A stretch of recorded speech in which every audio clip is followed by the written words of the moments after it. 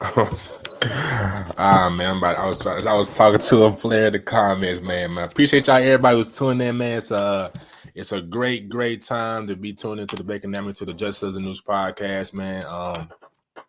We got a special guest on, man. Before we get into that and reveal everything, I'm letting Najeh do. This is his guest, so I'm letting him break the ice, man. So I'm gonna bring on my co-host, the man of the hour, the man, the myth, the legend. You know what I'm saying, Najeh Wilkins, man. What's going on, everybody, man? Happy Thursday. What's going on? Happy Friday Eve. Yeah, man, it's a lot going on, man. So, brother, you got a special guest on, man. Like the basketball podcast is about to take wings and fly to the highest level, man. So, introduce the man of the hour. Yeah, man, one of the best coaches in the state of Georgia, man. He's been a great, obviously, friend of mine. One to work close with. I've been to his New Year's Classic. I think one of the best. Like I said, the state has to offer. So I'm happy to have him on, man. Coach Geoffrey Pierce of Grayson High School. So we'll bring him on. What's going on, Coach? What's happening? Y'all good? Everybody good, man. Yes, sir. How's everything been, man? How the offseason been for you? Man, it's been good, man. Young hungry group, man. They've been working real hard. The offseason's been really good to us. For sure. Now, Coach, obviously, last year I know it didn't go how you wanted to, but I want to revisit real quick just 2024, bringing that first ever state championship to Grayson. Obviously, accumulation of a lot of great talent and players, but what did that moment kind of mean to you, Coach, being able to, all your hard work of years and years of preparation finally kind of coming to fruition?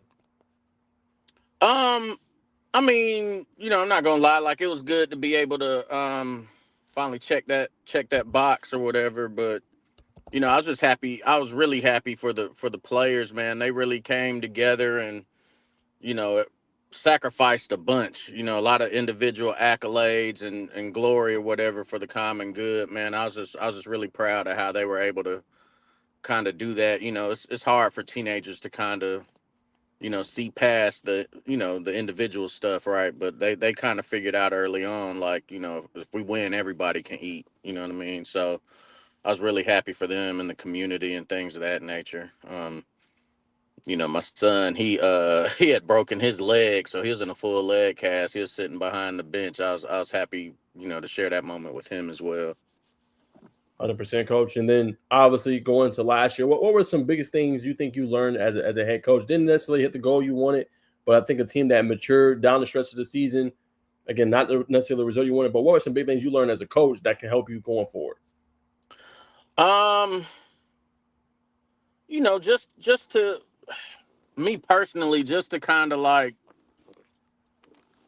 seize the moment, enjoy the moment, right? Like it's kind of hard, every year, you go into it with high expectations for yourself, right? Like I'm not really, like I was telling the guys today, pressure's a privilege, right? Like if you feel not necessarily pressure, but like expectations, you know what I mean? If folks expect things from you, that means, they think you're good or you've accomplished some things, right? So, I think a lot of time us as coaches, we're so focused on, the destination, right, that we don't stop and really enjoy the journey, so to speak. So I think if there's something I could take from last year, just try to enjoy the journey a little bit more, and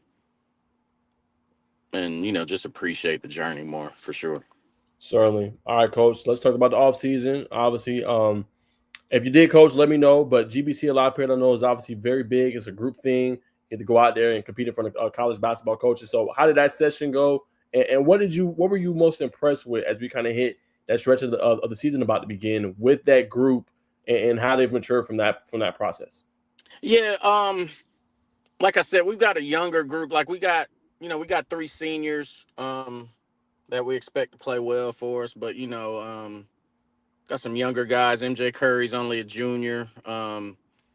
Austin Leonard's a freshman. Ja'Cory Thompson's a freshman. And a lot of and then the rest of the guys, they were on sub varsity last year. So I was very happy with their effort and their energy and their willingness to compete. A lot of times younger guys don't understand or quite grasp how important it is to compete every possession, right, regardless of what the score is. And I thought we were ahead of the curve in that regard and what my expectations coming into the summer. So I was happy with that. They've been working hard. They've been playing hard.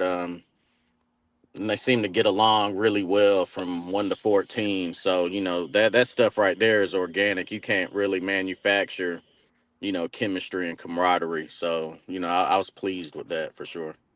Tell us a little bit about MJ Curry, coach. Obviously, he's getting older, junior now for you, so I'm sure he's taking a bigger role. What have you been impressed from him, and what he's been able to do so far?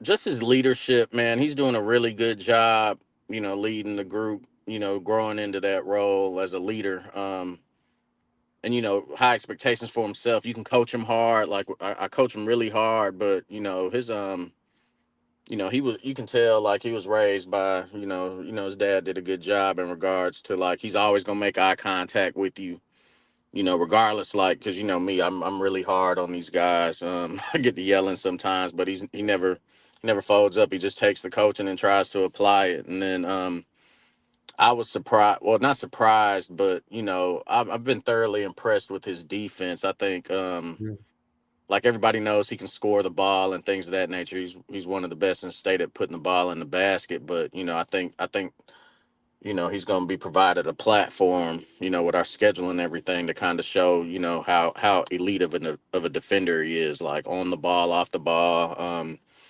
I believe he's led the group in charges taken this fall. So and you sometimes you don't see that with kids, as highly recruited as him, willing to give their body up, to take charges in fall league, right? But he's going to play the right way. And, I've been thoroughly impressed with, just his approach to the game. For sure. Now, coach, I want to unpack a couple of things. First, I want to ask you. Obviously, said a very young group, 3 seniors on this group. Tell me about some guys we need to watch out for Grayson this year. Obviously, the main guys, and then tell me about some underdogs, some underrated guys we need to pay attention to. Um, I think Don Thomas, I think he was about 18 a night last year at Maynard Jackson. Donovan Thomas, Malik Rideout, another senior. He was first team all region last year. And then Tyler Williams, he's a senior for us. He's been a 4-year guy. He's kind of waited his turn, and he's played really well for us from the summer on. He's played really well. Been doing a good job leading the group. And then I mentioned before Austin Leonard, freshman. He's got a chance to be really really good. He works real hard. He's another kid you can coach real hard.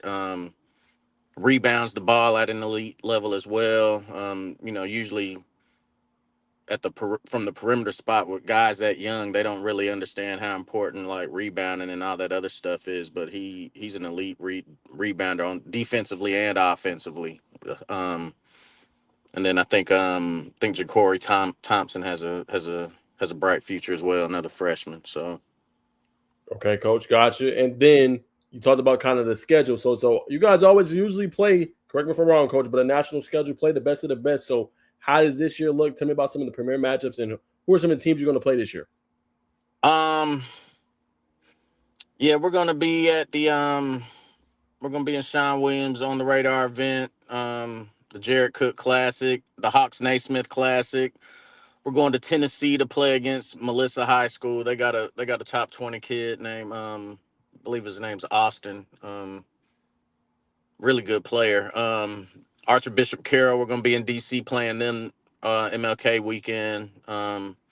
Then year in and year out, our region is one of the toughest regions in the state. So we just try to put the guys in position to not only be seen by college coaches in the events we sign up for, but just try to get them battle tested for the postseason. Because at the end of the day, you can try to pad your schedule with wins and all that, but I mean, if they're not battle tested heading into the postseason, mess around and fold. You know what I mean? When the going gets tough, you know what I'm saying? They haven't really, we just try to make sure we feel, or we schedule as competitively as possible, and then make practices and things of that nature as competitive as possible as well. For sure. And then you still having your New Year's Classic that you usually have at Grayson? Absolutely, absolutely. January 3rd, got some premier matchups, some heavy hitters. McEachin will be out. Um, North Oconee, Tri City, Cedar Grove, Gainesville, Decatur, Central Gwinnett. We got about 4 or 5 more teams. It's gonna be a really good event this year for sure. Yeah, we've done a couple of the matchups early, but one thing we like to do, we like to kind of wait until late November, early December to kind of get the matchups together, just to try to make it as competitive as possible. You never know, so there might be injuries or like you said earlier, some hidden gems step up that you might not have known about, and the team's playing well. So we just try to make the matchups as competitive as possible, just to give teams good games to kind 100%. It's always one of the best ones. Facts. Yeah, it's always one of the best ones I've been to, Coach. My last one before I throw it to Bacon. Obviously, season approaching. Just tell us a little bit about some of them core principles that the players have to kind of uphold to play for you. I'm sorry, what you said? I said, tell us about some of the core principles the players have to kind of uphold to play for you. Man, with us, we're just trying to.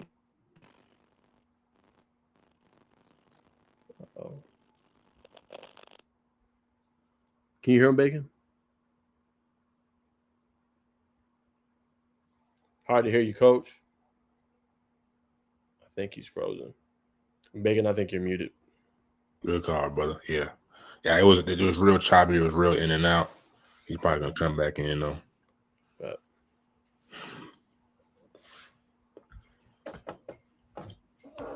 There he is. Coach Pierce, bring him back. Sorry about that, man. Some drop, bad area, I guess. No worries, Coach. But you was talking about the principles. Yes, sir. Man, just competing every day, working as hard as you can on and off the court. They know we don't like getting emails from their teachers, saying they're not performing up to their abilities, so to speak. Just representing that G to the highest of their abilities. You know what I mean? Don't do anything to embarrass the program, but just competing every day. We're just trying to get them ready for their next stop. Like, not only just, I don't know, we just try to get them ready for the next stop. Like, you see a lot of our guys that move on to the next level, they're usually ready to contribute once they earn their spot in the rotation at the next spot. And then we're just trying to get them ready for life too. A lot of these guys, live in a fantasy world, and, we just try to let them know, like, nobody's going to give you anything once you leave your parents' house. So, just compete in everything, whether it's at the job, in the classroom, on the court, whatever. You know what I mean? Just try to do the best of your ability, be the best you at all times.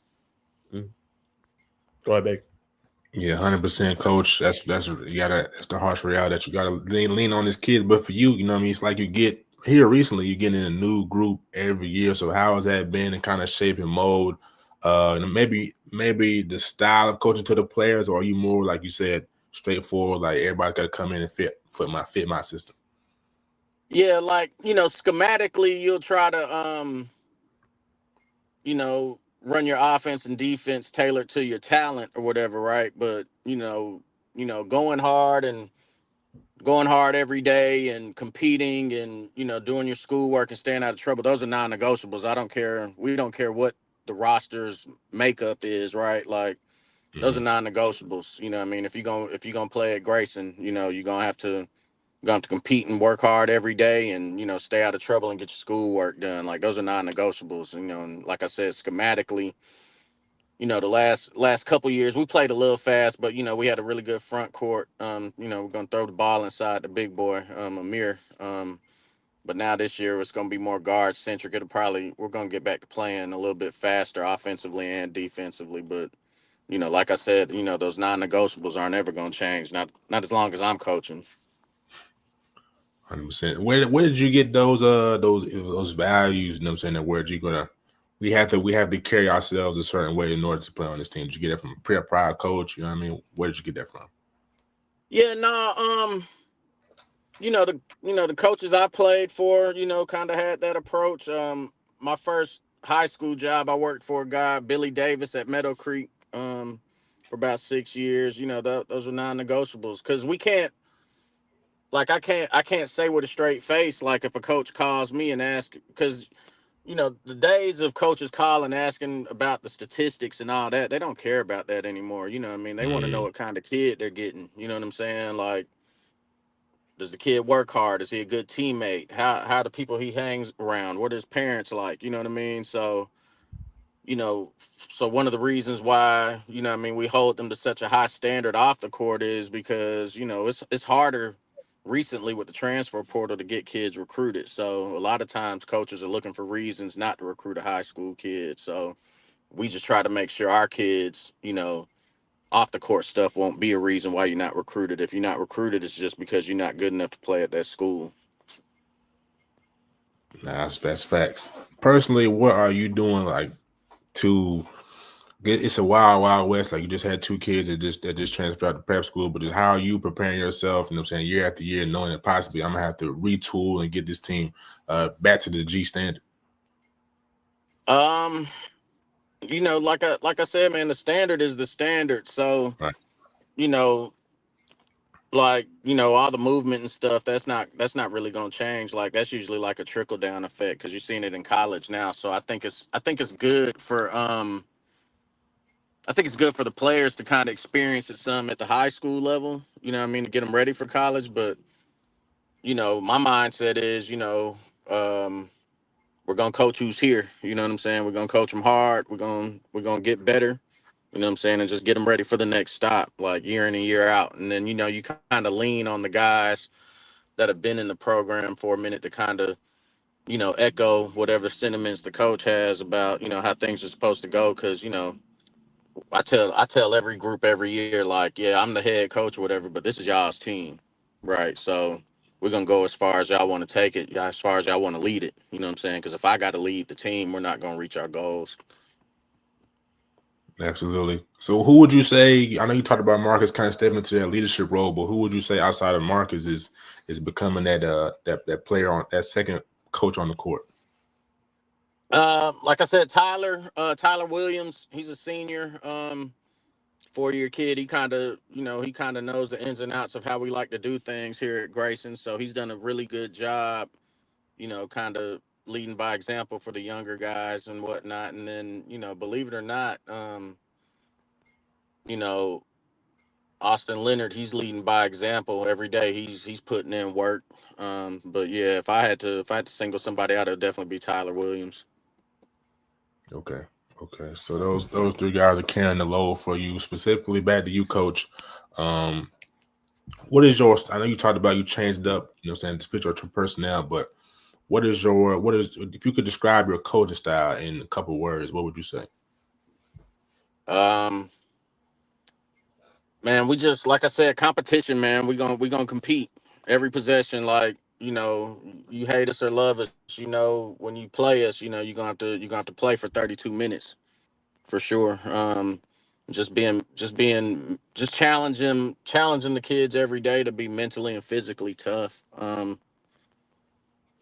I don't like I feel like, and this is just my opinion. I mean, everybody talks about dogs and all that. Like I think you're either a dog or you're not, right? But at the end of the day, you can still kind of become better and learn how to be more mentally tough, more physically tough. You know what I'm saying? So that's just my coaching style, man. Just we're gonna compete and just be relentless. We're gonna work hard, like was from the time we step on the court to the time we step off. Absolutely, coach. You know what I'm saying? I want to dive in more of your little bit of your story. You know what I'm saying? If you let me, you say you started or was that Metal Creek on Hmm. your journey to Grayson? You know what I'm saying? What was that process before Grayson? You know what I'm saying? What for you personally, what do you feel like were the necessary keys for you that got you to coaching at one of the most prestigious schools in the state of Georgia? Um, Man, just putting in that work, man. Billy Davis, he kind of empowered me to he kind of expedited my learning curve on the job. Kind of gave me some responsibilities I might not have been ready for when he gave them to me, but I'll always appreciate him for that. And then Grayson, when I took the job at Grayson, boy, we were like the school opened in 2001. I did the research, like I think the number was like 136 games under 500, right? So we kind of had to stack them days. We came in, we went, I think it was 13 and 13 first year. That was like a school record, you know what I'm saying? And everybody was all excited. And it's like, nah, bro, like this ain't it. You know what I'm saying? We got to get better. So just I think just the process, you got to fall in love with the process, man. You just got to keep grinding, and don't really pay attention to what anybody else has going on. You know what I'm saying? You got to run your own race. So that's the best advice I could give anybody coming up. 100%. So to take a program that's 100+ games under 500 to now being a beacon where, saying, high profile, parents, that entrust you with not only growing their kids as a on-court athlete, but as growing them as a man. So how did you, continue to push that needle? Just like I said, just being, I don't want to say, I guess I could say, just being demanding. One thing I tell the kids, man, we're gonna make you the best version of yourself. Like I'm not into comparisons and all that. Like I got a relative. He always says comparison's the thief of joy, right? And it Absolutely. is. You know what I'm saying? You gotta run your own race and just be focused on getting better, become the best version of yourself, and that takes time. You just got to make deposits every day. If you love this, right? Like if you're trying to do it for real. And then, like I said earlier in life, it ain't gonna get no easier. You know what I'm saying? So you got to kind of condition your mind now. I'm gonna go grind and get it. You know what I'm saying? I watched my parents do it, for years coming up. So, you know what I'm saying? You gotta, if you want something, you gotta go get it. Absolutely. What is there? Do you want an opportunity to coach at the collegiate level and beyond, or you strictly high school for your career? Man, I don't know. I can't. I'm enjoying what I'm doing right now. You know what I'm saying? My son, he's playing now. You know what I'm saying? So, when kids are involved, you kind of gotta, what I mean, the decisions you make kind of what's best for them. You know what I'm saying? So, I'm good. I'm good right now. Grayson takes care of me, man. I like where I work, but you know what I'm saying? We'll see. I'm saying last couple of questions about throw it back to Najeh, man. This coach, you got to talk about your playing days, coach. You know what I'm saying? Was you like that? Was you cut different? Nah, man, I was all right, man. You know what I'm saying? I had a little pull up, you know what I'm saying, defended or whatever. I was all right, you know what I'm Okay. saying? You know what I'm saying? I did hold my teammates accountable though, you know what I'm saying? Like I think that's where the whole, this is y'all's team comes from in my mind, you know what I'm saying? I've always felt like my teams that have done the best were kind of led by the players, you know what I'm saying? So Right. just, just holding your teammates accountable without being disrespectful. Sometimes you got to be disrespectful as one of the captains or whatever if you want to get your point across as a teammate, man. But just, just holding cats accountable, man, working hard. That was kind of my spiel. 100%. 100%. Last set of questions, coach. I got to ask, you know what I'm saying? This from observing you, know what I'm saying? I've been around you a couple times, even on here. Real stern, you know what I mean? To the point. It said, where does that come from? Stoic. One Stoic, thing yeah. I learned, just from being like when I first started teaching at Meadow Creek, I learned you were able to kind of, when there's no gray area, like when you straight up with these young men, man, they respect you more. You know what I'm saying? They Yeah. might not like what you have to say at the time, right? But you know what I mean? They always gonna say I kept it 1,000 with them. You know what I'm saying? So I just always felt like, yeah, I'm a be demanding. I'm gonna be hard on you. I'm gonna let you know when you mess up, but when you do well, I'm gonna be the first one, at center court dapping you up when another team call timeout. You know what I'm saying? So just just being there for them, man. Like you can, it's one thing to hold them accountable, man, but when they need you and you can help them, man, you know what I mean, just remember what you're doing it for, man. The real good coaches, man, that even if they're not in the mindset right now, when they started, it was for the kids, you know what I'm saying? And that's still my main thing, man, just trying to do what I can to help them. You know what I mean? I had some strong coaches in my life and teachers and all that kind of helped me get to where I was. And I still had, I had my dad and my stepdad, they were very involved in my life, right? But, I mean, I'll never forget like the bonds I had with like various like teachers and coaches and things of that nature, man. So, just being there for them on and off the court whenever I can, you know what I mean? I kind of enjoy that part. I'm saying spoken like Dave Thompson. Go ahead, Naj. So coach, obviously, I know you're somewhere right now. Obviously, I think your son's playing at Swanee Sports Academy. Tell me about the event he's playing in, man, and how cool it is to see and kind of pass on to the next generation all your basketball acumen. Man, my son, man, he loves it, man, and he really enjoys being around the team when he's not playing, man. I'm one of the reasons why it's good that we're doing well. He kind of can like be around it and see what type of work is put in, right? Like a lot of folks, they come see the games and they're like, well, they're winning, they're talented or whatever, but they don't really see how much work is actually put in to kind of perform at the level we perform at, game in and game out. So just for my son, he just got into sixth grade. Just him being around it on a daily basis, I think it's really helped with his development just as a young man. For sure. And then how cool is it for you, coach, to see obviously, like you said, talented group, but you have these guys to a certain standard, the G standard, and seeing them go on and flourish at the next level, right? This year will be Jacob Wilkins you get to watch, Jakari Harris at Purdue. So many players Yeah. have come to the program. Tell me a little about that. Man, you know what, man? I enjoy, what I'm saying, being able to cut the TV on and seeing them do their thing, or somebody hitting me up like, "Hey, man, such and such out there balling, man. Turn to whatever." Like, what I mean, I really do enjoy that. You know what I mean? But like when they come back in the gym and put in that work and kind of pour into the next group, man, like I really enjoy that part, man. It kind of like it's kind of like Lion King, like with the circle of life, right? Like they come back and what I'm saying, they pour that wisdom into the next group, man, and then they do it as well. Like I tell them, your legacy is what you leave behind, right? So what I mean, just they own it, man. They own it, and Not again.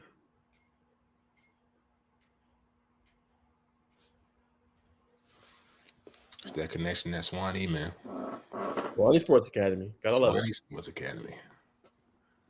Can't live with it, can't live without it. Home. The home, or one of the homes of the Tip Off Classic, man.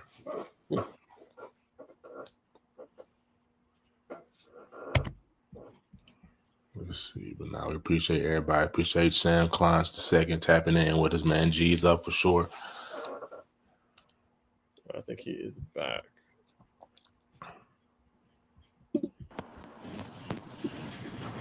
Sorry, coach. We know that connection is bad. Not your fault. You good, coach. No worries, man. I know how it is, coach. But yeah, Swanee, man, you've been to Swanee Sports, man. It's rough. It's rough. We know it's rough. Yeah. They gotta put a booster or a tire out there or something. Back. Well, But we'll do a couple more before we let you go, coach. But you were just talking about how cool it was to see everybody pour back into kind of the players. So I guess kind of going off of that, coach, where do you feel like the sport of basketball is currently right now in high school? Let's start with the state of Georgia and just overall. What's your overall thoughts on how the game's progressing? I think the talent is at an all time high, right? I don't. It's weird. Like I know everybody's training and working on their games. I don't like. I'm gonna sound like an old guy, man, but I remember like way back when, like when you used to go somewhere and hoop, right?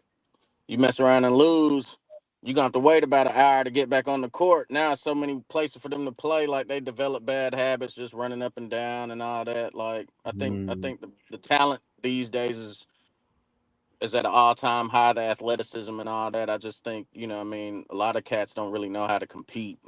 They just out there playing. You know what I'm saying? And at the end of the day, when you play to win. So I think if one thing these teenagers could kind of recalibrate their focus on is, at the end of the day, it's about winning.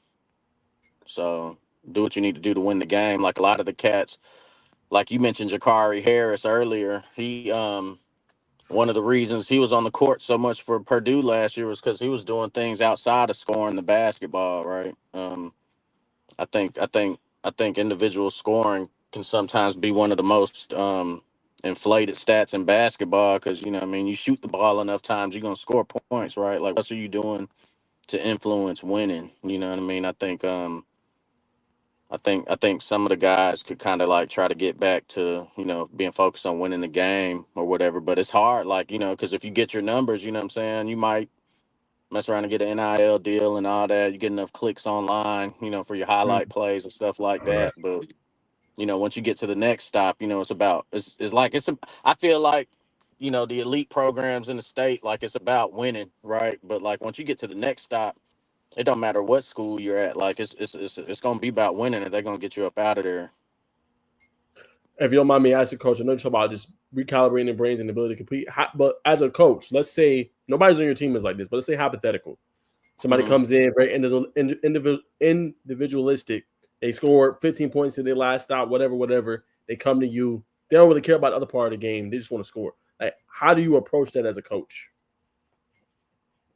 I mean, if you don't care about winning, you can't play for me. if you're not interested in doing the things it take to win the basketball game, man, I can't play you. Simple as that. Like, you might be talented enough to make the roster, but my coaches tell me, just because you dress up for Halloween don't mean you get candy. You know what I'm saying? So, Right. you know what I mean? You might get a jersey or whatever, your talent to get your foot in the door, but if you're not doing things to help the team win, you're not going to play.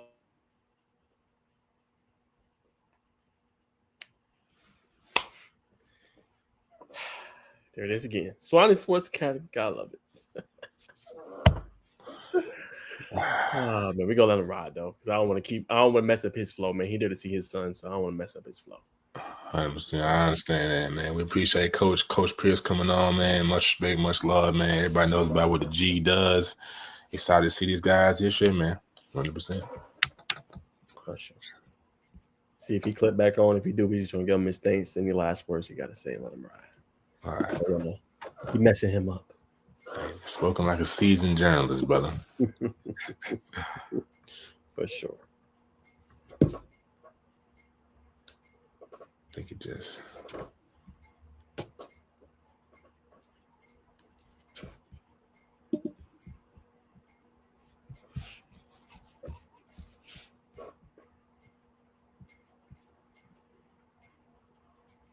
All right, last thing. I think he clicked back on. We're gonna let him ride.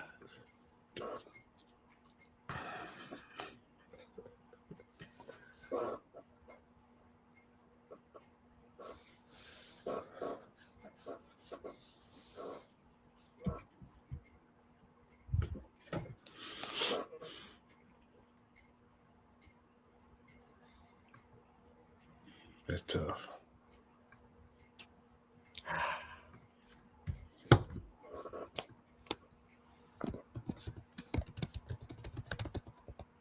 Fingers is typing. Yeah, that's it now.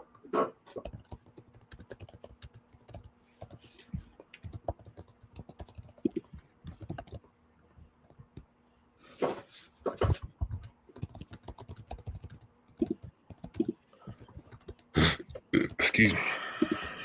Nonetheless, ladies and gentlemen, if you tapped in, definitely stick around. We're talking a lot of more hoop news.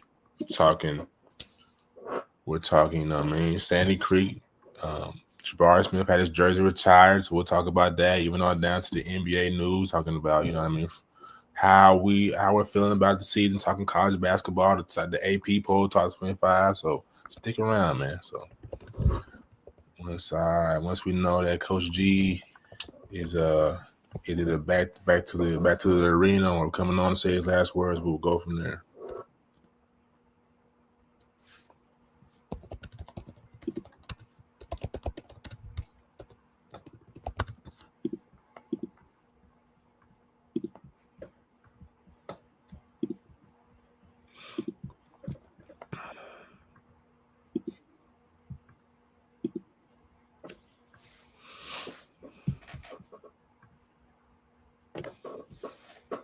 One sec, Bacon. He's responding. Yeah, all good, brother. All good.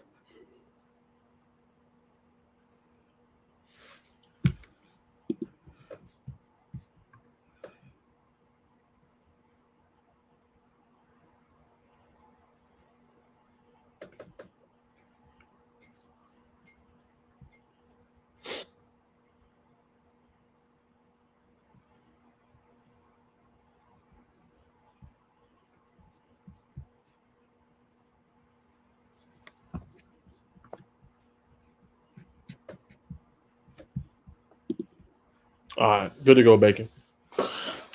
All All right, there we have it, folks. Like I said, man, we hope you enjoyed that that insight, from Coach Geoffrey Pierce, man. But we're gonna slide in transition to another upstanding basketball program. So last night, Jabari Parker, surprisingly, I don't think anybody expected him to bring his the whole Houston Rockets team with him, even the head coach.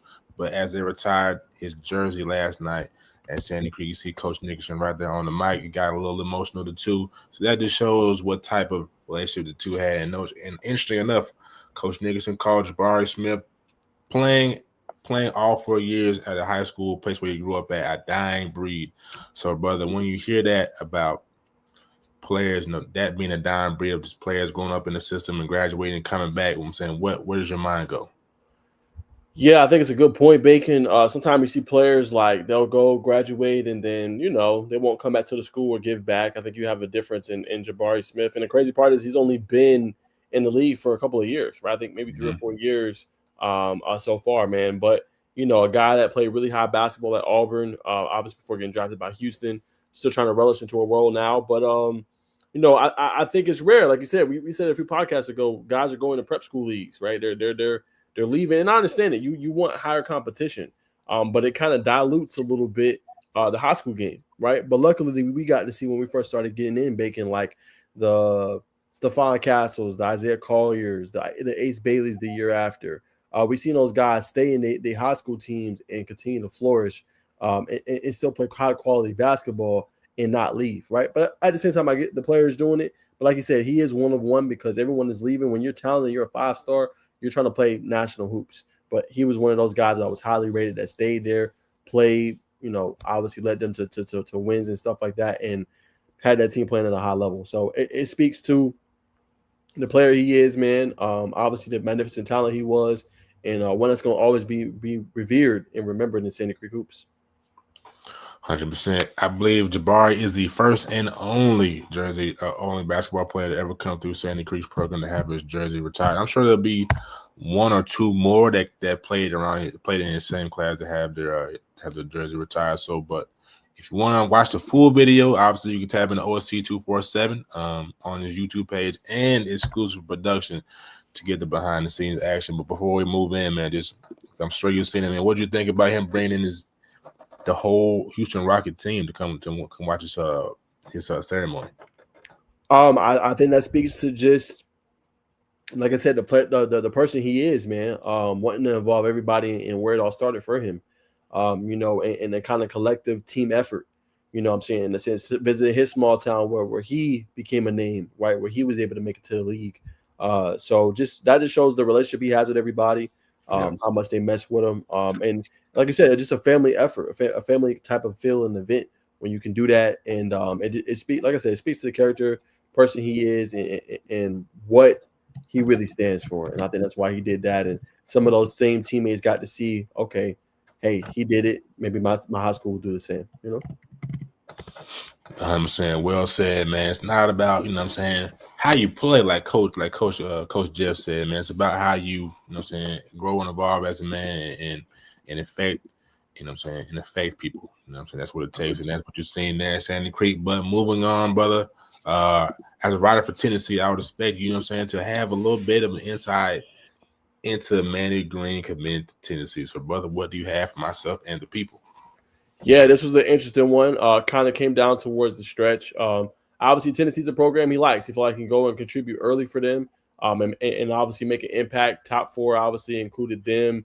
Georgia Tech was in this race as well, but Tennessee just offered him everything he wanted, right?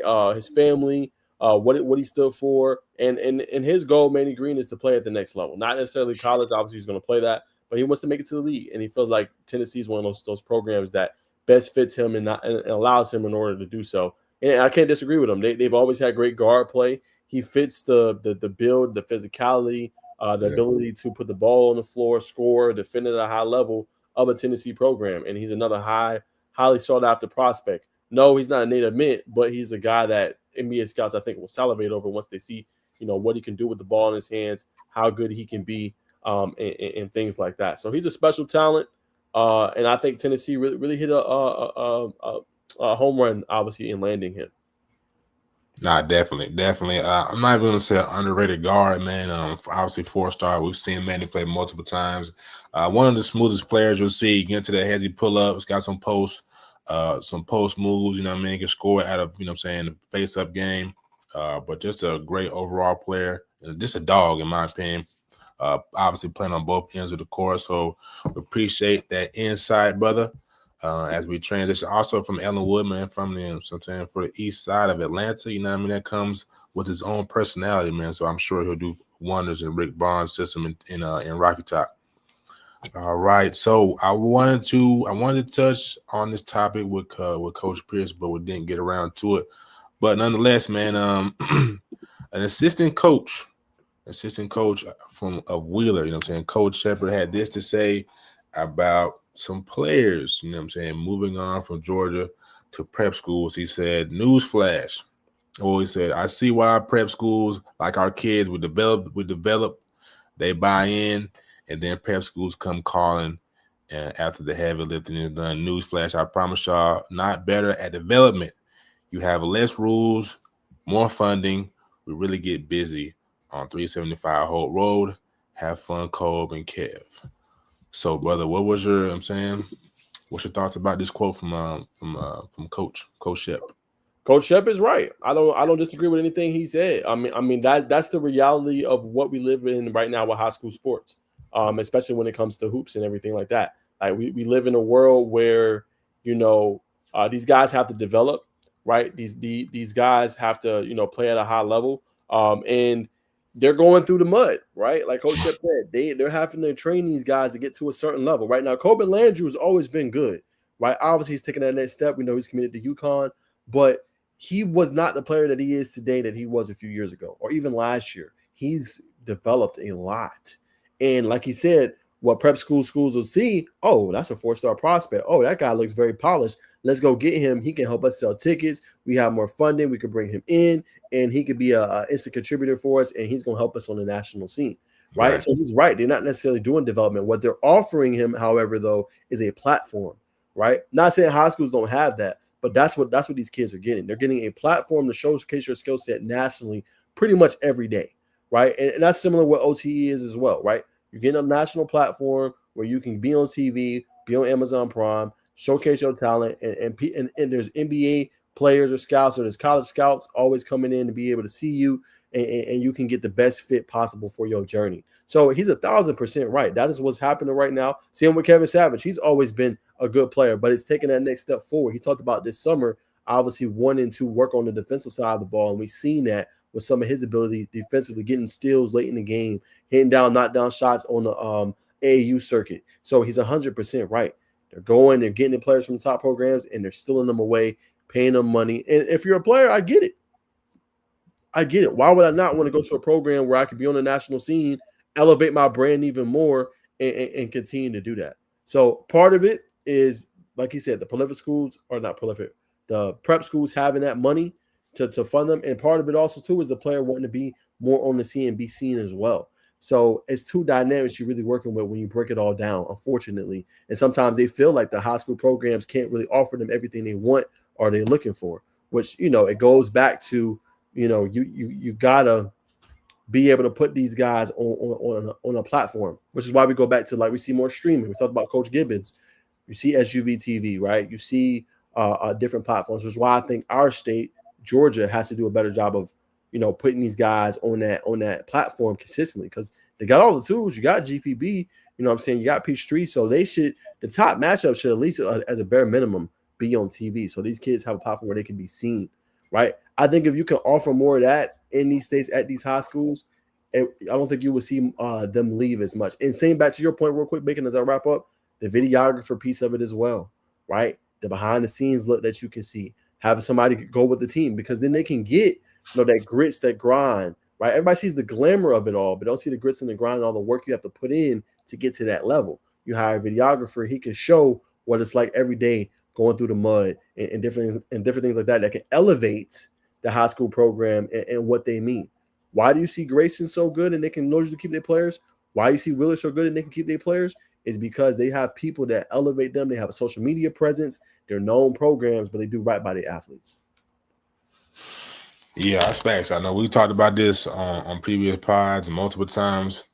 Like they had our in-state media, you know what I'm saying? We see what it does for Georgia high school football. What we got to do, they got to do the same thing for basketball, or you know what I'm saying? It's going to be a different dynamic, and I'm sure you know what I'm saying. Guys like Coach Pierce, Gainesville, you know what I'm saying? Coach Thompson at Wheeler, you know what I'm saying? I'm sure they may be reaching out, you know what I'm saying, to the TVAs. That's like, hey, we need y'all to do y'all part as much as we're doing our parts to develop these kids, but we got to give them a platform, you know what I'm saying, to put them out there so they want to stay in state. And you know what I'm saying the videographer side is, like I said, that's a big piece. That's a way where you kind of control your own, you can control your own destiny to a certain degree. You know what I mean? If you want to lock down that content for coaches and start the team's YouTube page, not you get YouTube page. That way, you know what I'm saying? You gotta look at it as digital currency, but for media, so digital media. You know what I'm saying? You're putting a documentary of the school or just clips of the school or the program on YouTube, and you know what I'm saying? You making it's a recruiting tool that's working for you when you sleep, and it's a revenue stream that's coming in while you sleep too. And that's two things that's going hand in hand. We talked as Coach Shep talked about. More money, that's the way you can increase your profitability too. But that's another discussion you got to have with the creator too. But yeah, I think the ball is rolling too. You know what I'm saying, to get it going in Georgia, because you know, so nobody wants to see these great players continue to leave the state and go elsewhere, even if they're going down the street to play at OTE. All right, so we're gonna move on, man. We're gonna highlight some players, man. You know what I'm saying? I think we need to highlight some more players other than the big time players. I think we do a decent job right now, but you know what I'm saying? Just do it a little more. So I was on Kyle Sandy's page last night, getting these topics together, and Jordan Smith of Hiram, you know what I'm saying, saw he had a write up on the young man. So we'll talk about the write up and we'll go straight into his game. Very talented, I might add. So Kyle Sandy on Jordan Smith lean cut guard, has combo guard feel to his game, really good speed with the ball in open floor, gets to the basket off the bounce, able to finish through traffic, moves well without the ball, scores through multiple cuts. You know what I'm saying, throughout the day, found much success on drive. Jordan Smith is very athletic, played on the Puma circuit this summer. So, you know what I'm saying, we'll go over his film for a couple clips. And you know what I'm saying, we'll kind of just evaluate him. You know what I'm saying? Definitely, if you're watching in the comments, don't hesitate to, you know what I'm saying, to chime in and get your thoughts as well. Come on.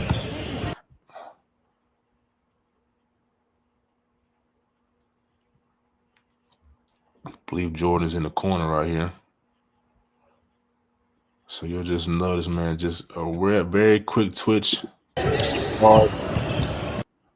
Don't want to get any copyrights here.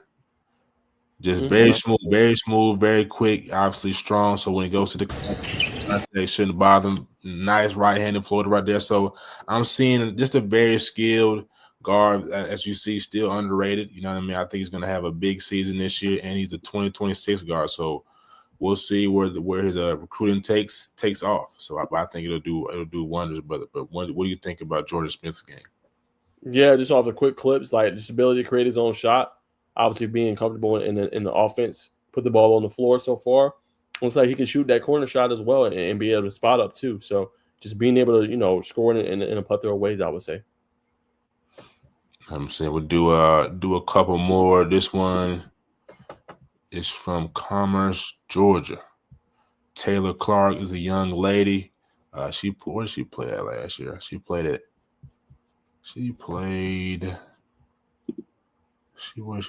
I can't remember right now, but I think it's in the write-up. But let me 1 second.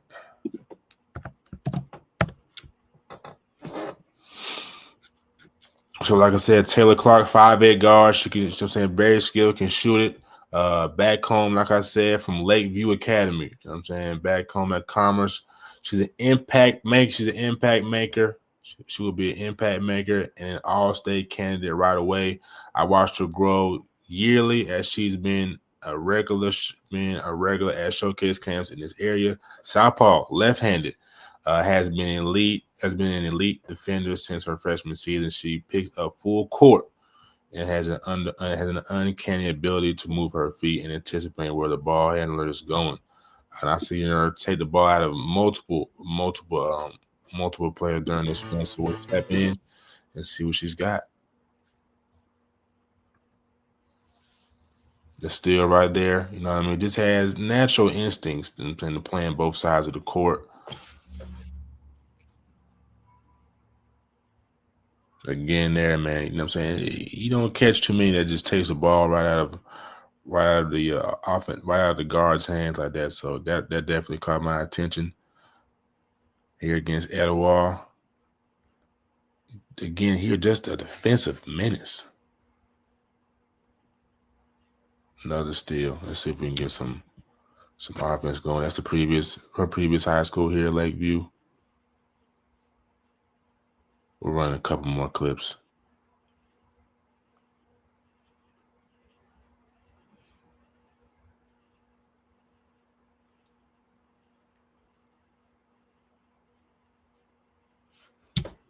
All right, so man, obviously off the muscle, you can just see the defensive prowess. Obviously, you see the jump shot needs a little tweaking. You know what I mean? It's a little stiff and a little forward, but nonetheless, man, you got to see the upside to her game. What do you think, my friend? Yeah, I think great ability on the defensive side of the ball. Obviously, like you said, just learning, probably, like I said, jumper's a little bit stiff, but she has an ability in the fast break to get easy layups and points. Looks like a very refined game, but like I said, jumper, probably tweaking that a little bit. But other than that, I mean, she's what you want defensively for sure. 100%. I couldn't agree more with you, man. Last player we're going to shed some light on is Christian Riviere from Alpharetta. I really liked his game. Really works in off off Laker cuts. So it was pretty much just a give and go. But I really like how he drives to the cup, can really finish from weird arm angles, you know what I'm saying? Bring it to the waist on up. But you know what I mean? I really like his game. Probably one of the most underrated players in the state of Georgia. Not too big, but the brother can play. Just got he just got grit to him. Nice spin layup. It's a double clutch with the left. Jab and go. Cut through traffic. A little English on the finish.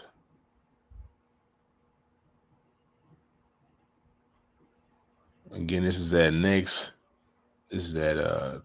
360 next play in Marietta.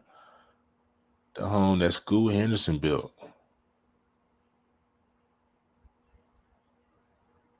So shooter, man, we'll do one more clip here. This is a smooth game, man. Really understands how to play the game. You can tell he's got a lot of time on the court. As you saw with his hand, keeping the defender at bay before he takes the shot. So, brother, you know what I mean? What do you think about Mr. Riviere? Yeah, man, a guy that, skilled, obviously, not the biggest guy, but has, a whole bunch of different finishes around the rim that obviously helps him. Ability to create also off the bounce, off the dribble. Just smooth game, man. Very smooth game. 100%, ladies and gentlemen. That's like I said, as this show goes forward, we'll probably highlight a couple of players, that's underrated that needs some attention. That's going to be probably playing pro ball in the future. So, that'll include our highlight player segment. And we're going to talk about, somebody who played for Wheeler. We already talked about him, Coben Landrew, man. I saw a possibility of him going to UConn. I thought he was going to go to Louisville. But it's hard to turn down. Darren Hurley, the reports are that he wanted, once he canceled his visit, once he canceled his OVs to Auburn, and I think Auburn and Alabama. Originally from Mississippi. Didn't know that till last night. But Najeh, what's your thoughts on him committing to Darren Hurley and the UConn Huskies? Not a surprise, man. Second time that Dan Hurley has came in Georgia and gotten an elite prospect. We look at in terms of what he's been able to build at UConn. He obviously knows how to recruit at a high level, recruits this state at a high level. Previously it was Stephon Castle. We see what he was able to do in his first year there, leading them into a championship, getting a lot of minutes, got more minutes as the season wore on. So not too surprised, man. Dan Hurley knows what he's doing. And if he wants you, he one of the few coaches I would put with a Calipari, with a Todd Golden. I would put in that conversation that, if he wants you, you definitely make sure that you go there, because he's going to coach you hard. It ain't going to be easy days. And for one, you're going to be a better player at the end of the day. So I think it's a great decision from Coben. Obviously, Louisville has a great program. They're ranked nationally right now. We'll talk about that more in obviously our college basketball segment. But a great landing, man. This is a kid that was really underrated. You know, I wouldn't say came onto the scene, but continue to get exposure from the right people, the Swiss cultures of the world, on 3 rivals, and that kind of elevated his stock more. Because everybody was like, well, why didn't this kid rate it? Because remember, he was kind of to a degree spied a little bit when it came to ESPN. They didn't have him ranked high. I don't think they had him in the top 60. I remember I was talking about that on the show, Bacon. So to see like that happen, to see where he is now, I think says a lot. And it's a kid that's definitely can help him out a lot, you know, at the next level. 100%, man. I think the reason why the ESPN slided him being down there in Alabaster, yes, it's Birmingham, Alabama. You know what I'm saying, the home of Joe Tipton, but going to Alabaster playing for Thompson, I think he was still in limbo of playing football and playing basketball. So you can't really build that type of resume you want to at a school like Thompson that's known for football. So him taking that leap, going to betting on himself, going to Wheeler, playing in Marietta, having that light shine on him, did wonders for his recruiting. You know what I'm saying? This is just a product of it. So 6'5". Also, before we move on, he's getting some comparisons. Obviously, you brought up Stephen Castle. Don't think that's the right comparison. I see it in him being 6'5", being a bigger guard. But when you look at Clover Landry's game, who does he remind you of? Hard to say. I can't really give you a name. I don't think his game reminds me of anybody. I think he's unique enough. Yeah, he's just him. I wouldn't say his game reminds me of really anybody. Gotcha. I'm gonna go Agent Zero, Gilbert Arenas. But we will transition, ladies and gentlemen. That's all the topics for high school basketball. And we will transition into college basketball. I see you got some added topics in here, but I like that. I don't mind that at all. Yeah, I had to add you in some. I seen you had. I was like, okay, Bacon did a good job with these topics, but I was scrolling. I seen a bunch. I was like, man, we could easily talk about this. It's gonna be an easy little parlay, man. So I was like, at least we'll beef up the college basketball segment, and you know, college basketball right around the corner too. So I was like, this exactly. It's a perfect segment, man. But I want to get your reaction on this one, man. I did a reaction video on this AP poll, college basketball. So I kind of gave my reaction, but what's your thoughts on this initial poll as it came out? Obviously, a few weeks away from the season, less than 3 weeks, I believe, for most people. So what's your reaction to this top 25 from the AP poll? Yeah, I mean, this is a good overall AP 2025 poll, man. I think there's some teams that are being underrated right now, but you know what I mean, that's just how it goes, man. You gotta sometimes a lot of people go for the hype, which I understand, man. But I think the top 3, top 4, really right off the bat, you know what I mean, you know it's going to be Purdue, Houston, and Florida. UConn in some type of order, some type of fashion. Me personally, I'm probably putting Houston there, right? Going Houston 1, going Florida 2, Purdue 3, and we're going to keep UConn at 4. I agree with that. I agree with that. I think Purdue is a little overrated at 1, but go ahead. Nah, they never really win anything this year. No. Yeah, they had a lot of people stay. So, but yeah, go ahead, brother. No, brother. I was just agreeing with you. I think 100% right when you say Purdue should be at 4. Yeah, they never really win anything, but they got a lot of guys returning. I like the guard they got. Can't remember his name right now. The post they got. Then they got. Like I said, they always have a good squad, but it never really pans out. I expect them to be gone. You know what I mean? Elite 8, Final 4. But you know what I'm saying, for the Boilermakers and their fan base, I hope they you know what I'm saying, get the job done this year, man. But out of the top 4, I would say I like Florida. I think Xavier Lee at Florida, I think is one of the best shot makers in college basketball to me. Not really getting the notoriety that he deserves on some lists, but I think that'll change. All that being said, that Boogie Flan, what's Coach Golden right at Florida, right? Mm-hmm. Coach Golden has already announced that Boogie Flan will assume the point guard roles, and Xavier Lee will replace him when he's on the bench. But moving on, man, St. John's at 5, solid. Some people say it's overrated, but I like what Coach Rick Pitino's doing. You know what I mean? It's got Ian Jackson there, bringing the hometown kid home. What more can you say there? Duke at 6. You know what I mean? If they were more senior laden, I would put him at 5, honestly. 5's high, bro. I think 6 is good, man. 6 is good. A lot of them, they weren't even in the top 10. I know he was like, yo, we're not going to put Duke in the top 10. Right. I agree. Mm-hmm. I agree. 6 is good. I agree with you, brother. You know what I mean? But I think as the season progresses, I think, you know what I'm saying, when they win, you know what I'm saying, do what they need to do, prove themselves, I think Duke is a top 5 team. 7, Michigan. I need to do more research on what Michigan has, but in order for I see they have them at 7. I know we got the transfer from UAB, who I said plays like Jason Tatum. So you know what I'm saying, 7 for Michigan, a respected program. That's fine with me. Brigham Young, BYU, AJ DeBonta, ready to see it. Another talented group. Kentucky at 9. I mean, like I said, this is a good list, but so I'll get to the teams who I believe are underrated in my opinion. Tennessee, which I'm sure you'll dive deeper into. Kansas, De'Aaron Peterson, an international big. I'm always been high on Cole Rosario. This is a team that I really like. Also want to bring up about BYU. They got a transfer in from the JUCO. I think the top JUCO transfer. It's got that John Morant feel. So I'm excited to see how everything meshes at BYU. But I think Kansas, Tennessee are heavily underrated in my opinion. Yeah, I agree. I would definitely say they're very underrated. I'm gonna go Auburn too at 20. I know they lost some pieces. No more Janai Broom, but you bring back Tahad Pettiford. You bring some guys from the portal. I think Auburn will be better than what people think this year. So I also would agree that 20, they're a little bit underrated. UCLA at a 12. I know they got some pieces. That's a little high for me for UCLA. We'll see what happens with them. But a little bit high. The most intriguing team I want to watch this year is Texas Tech. I want to see how good Christian Anderson, who we've seen a couple times in person, Bacon, how good he's going to be. He's expected to be a big-time shot maker for them and take a big step forward for them this year, man. So I can't wait to see what he's able to do in the Big 12, along with a BYU in there with DeBonsta, who we talked about, and obviously, all the great teams there, the Baylors, and all the great teams in the Big 12. Nah, that most definitely, man. I'm gonna touch on Arkansas before it trans. I'm always Coach Calipari fan. I really like saying replacing Boogie, not Boogie, replacing Boogie Flame, still bringing back DJ Wagner. You know what I'm saying? You bring in Malik Thomas, you bring in Darius Acuff.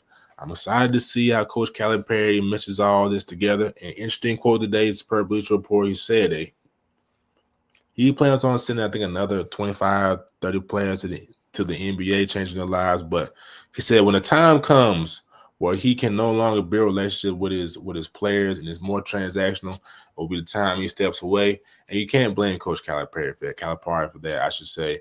But I think we may start to see that moving forward, man. I think Coach Pierce touched on it tonight. So I think this is maybe writing on the wall. You know what I'm saying? Early, I don't think he sees it just yet, but I mean, we'll see. Coach Calipari has always been one of the best recruiters in basketball, but we see recruiting being more and more transactional than it's ever been, especially in college basketball. And he got a track record, so it's like you've seen what he's done and the guys he's put in the league. So if that's not enough, and you got to be transactional with me, yeah, I feel him. I don't want to do it no more. I wouldn't. Look at what he's done. Look what he's accomplished. Look at the players he's put in the league. Look at their success in the league. Tells you all you need to know. So we'll see how it goes, brother.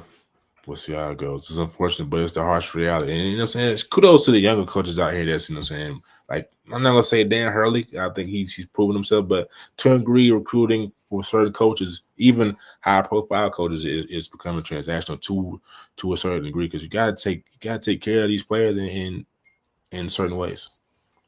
Facts. All right, man. But we'll transition. So that's the AP. Our thoughts on the AP Top 25 poll.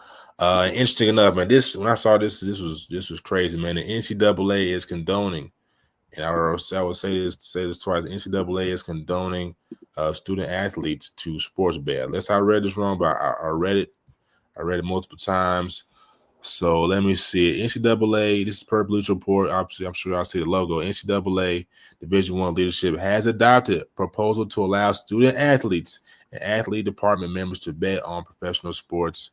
The NCAA announced Wednesday. Now it's not all the way. It hasn't all the way been approved. They're waiting on Division II and D3, but I just don't like allowing players to bet on the game. I think that's what we see in the MLB. While Pete Rose is not in the Hall of Fame, is just shaving points or doing whatever. Money gets involved. I mean, I'm saying they say money is the root of all evil, and I think this is a way to segue the root of all evil into college basketball, my friend. But when you saw this, what did you think about the headline? Yeah, I don't like it either. I think, if you're an athlete, you shouldn't be able to, now if you're not in play or, obviously you want to the next level, sure. But if you're playing, I don't think you should be able to bet. especially in your sport. Now, if you want to do it in another sport of football, whatever, sure. But in the own sport of college basketball, or obviously this is pro basketball, I think it just sends the wrong message. I don't think they should be able to compete or do that. You got prize picks, you can use that. You're predicting, you know what I'm saying? That's not necessarily you actually sports betting. So I definitely think that is something that's not beneficial, for the sport and obviously for the sport of basketball, for them to be able to do that. So definitely not something I'm in favor for. Absolutely, man. And these are tomorrow's NBA stars. And we saw Miles. That was not my Porter, who was a former player of the Denver Nuggets. His brother got popped and got banned from the NBA. So what is that saying to those players who got clipped? You know what I mean, for sports game, and we'll let tomorrow's NBA stars do it. But the field of 68, man. They dropped their top 10 2026 NBA draft prospects. De'Aaron Peterson for Kansas at number 1. Cam Boozer. DeBonce had 3. But brother, what's your thoughts on this top 10 list? Should anybody be moved around and rated from 1 to 10 when you get done with that? Excuse me. I think it's pretty solid. Sorry. I think it's pretty solid, if I'm being honest. Mikael Brown's good. I can't wait to see what he's going to be able to do with Louisville. He's the reason why they're going to be so good this year, and take the next step. They're number 11 ranked, obviously, in the country. So I definitely think it's something that's good, and definitely something that he should be able to do this year. DeBonster, I like him at number 3. He's a guy. If he can get them to a tournament, they made the tournament last year, and he can play high level basketball. He could soar up. Excuse me. Nate Amit's a little low for me at 6. I think I put him around that 3-4 range. I think he's going to be a big time contributor this year with Jacob Gillespie and obviously all the pieces they have for Tennessee Volunteers. Caleb Wilson's another one I like a lot. I'm glad he made top 10. 7 is a little low for me for him too. But I think he's going to be a big impact for the Tar Heels. And the name to watch on this one is going to be Jaden Quintanance. Bacon, actually, I got a statistic I want to show you here actually real quick too. This is reported by Joe Tipton. But it shows, obviously, how important and critical this is, man. But, it's going to be a lot of pressure on Kentucky this year. And this is one of the reasons why. They're paying $22 million, Bacon, for their roster. Now, we've seen that in college football with, like, Ohio State, and we've seen that with, obviously, Texas Tech. It better work. And I think Jeff Goodman brought up a good point. If they don't make a Final Four, it's a bust of a type of season. It's Final Four bust. You're paying that kind of money in the payroll to get Jalen Lowe, Quentin Nance, Jasper Johnson. Obviously, you got Utega Uwe. You got all these pieces. If you don't win, then you know what I'm saying? That's not something fans going to want to see. The boosters are going to want to see. So I like Mark Pope. I just think this is a lot of pressure on him to win and win at a high level when he's just kind of getting his feet wet still with the program. You know what I'm saying? Did a good job last year. But did a great job. Did a great job. But like to win, that's asking a lot. Final Four appearance right out the gate, second year. Yeah, man. $22 million is a lot. We just talked about college basketball becoming more and more transactional. This is proof in the pudding right here. I will say, I know we had not a lot of big names last year. Obviously, Otega Uwe, I think is been projected to be the SEC Player of the Year. It's a lot of pressure on Mark Pope, but I don't think it's a shot in left field to pencil Kentucky in for a Final Four bid. I know, you know what I'm saying, once you get down to that Elite 8 round, you know what I'm saying, it's got to work. But this is a lot of money. I wouldn't necessarily, you know what I'm saying, hold the gun to my head and pull it. But, if you got to do what you got to do, man, you follow in the Coach Calipari era, man. You gotta continue to feed these fans what they want. I think this is just a product of it. But I think Coach Mark Pope will be fine this year, man. But going forward, let's try to you know what I'm saying, trim it back, Coach. But that is an interesting stat though, for sure. 100%. Yeah, I want to get your reaction to that. But yeah, back to the real quick, and I'll pull it up. But back to obviously just those athletes. Do you think who should be moved up? Who should be moved back in your opinion? So I like Cam Boozer at 2. I just think, man, not even in the Duke system. I just think that Cam Boozer's is I'm going to say more polished, and I don't want to come out the wrong way. I think AJ DeBonce is polished. We saw him working with lethal shooter during the offseason, but just being as strong as Cam is, and obviously being the son of a former NBA player, I just think he's more of a safer bet, especially playing at Duke, playing for Coach Shire. I think it's less of a eyebrow raiser to me to put Cam Boozer at 2, but I like DeBonce at 3. Some people scratch their head at Darren Peterson being a number 1, but I think that's fine. I like Babatunde. I like Tunde Youssef. Not a lot of people really know about him right now, especially playing at Baylor. I think he had a good game. Was it last night? But I agree with you. It's tough, man, to really kind of. I'm gonna put Native Man over Tunde. I honestly will put Native Man over Michael Brown. So I put Native Man at 4, Michael Brown at 5, and then so far on down. And I guess you would just keep Caleb at 7, and I'll run it like that. Gotcha. Okay. But good list though, man. Good list from the guys at 88. But we'll keep things rolling. Preseason all Big 12. Another good topic by you, brother. I'm sure we're going to talk about brother Christian Anderson here. Let's see. Christian Anderson makes the preseason all Big 12 team. JT Toppin, of course, the Bonsa, Richie Saunders, Darren Peterson, PJ Haggerty. A lot of guys from the Houston team. So not a surprise to see this list just as it is, man. But you gotta be pleased with this list, though, right, brother? Yeah, I think this is good. Obviously, the preseason Big 12. I think they did solid, right? It's going to be a big year for Emmanuel Sharp. You're going to be asked to do a little bit more. You bring back Milos Uzan, so that should obviously help you out a lot. A very senior-laden team again for Houston. So they're one of those teams, like, people might not pick them to go far in terms of the tournament again, like how they did last year, but a team that you can mess around, find yourself, they're in the Final Four again, right? Houston has that with all the leadership and the guys they brought back this year, and obviously the coach that they have as well, man. So they're definitely a team, I believe that should be in that combo as a team to watch for, right? Darren Peterson, we've talked about him. The name of this list nobody's talking about is PJ Haggerty, right? It's been a little bit while since, obviously Kansas State has been a very good team, right? Mm-hmm. He's expected to be that primetime player for them, this year, and obviously helping them get back to what they want to do and obviously what they want to accomplish this year. So he's going to be a name to continue to watch moving forward and see what he's able to do. Christian Anderson, obviously talked about him. I'm interested, though, the pairing of him and JT Toppin. Right, last year they had a guy that ended up transferring out. I believe he's at NC State now. But how do those two pair, obviously, in the front and the backcourt, and can they complement each other well? We know Anderson's going to be having that shooting prowess. We know he's going to be obviously a great player, but do they have enough around him in order to kind of help that part out?